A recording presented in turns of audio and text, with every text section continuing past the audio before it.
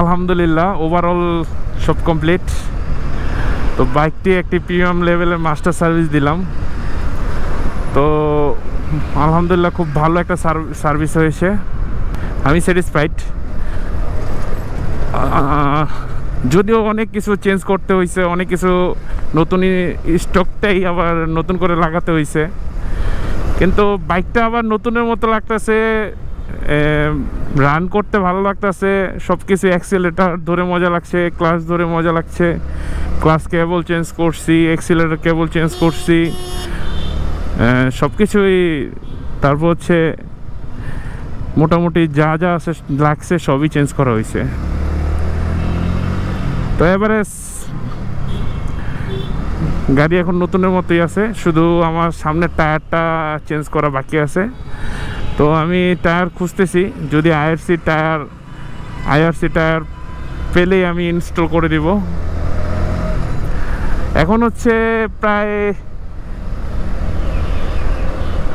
5:24, 40 minute. দেখেন রিক্সাওয়ালার অবস্থা দেখেন।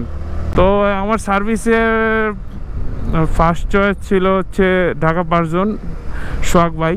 তার রেফারেন্সে আমি ফয়সাল ভাইয়ের কাছে গিয়েছিলাম। আমি আলহামদুলিল্লাহ ওভারঅল খুব ভালো সার্ভিস পেয়েছি। আমি তো আরও অনেক জায়গায় সার্ভিস করাইছি, ওই তুলনায় এটা ভালোই লাগছে। তারা সময় নিয়ে আমার বাইকটা সুন্দর মতো সার্ভিস করেছে। তো এই যে দেখেন জ্যাম, শিট ম্যান, আল্লাহ জ্যাম না হোক,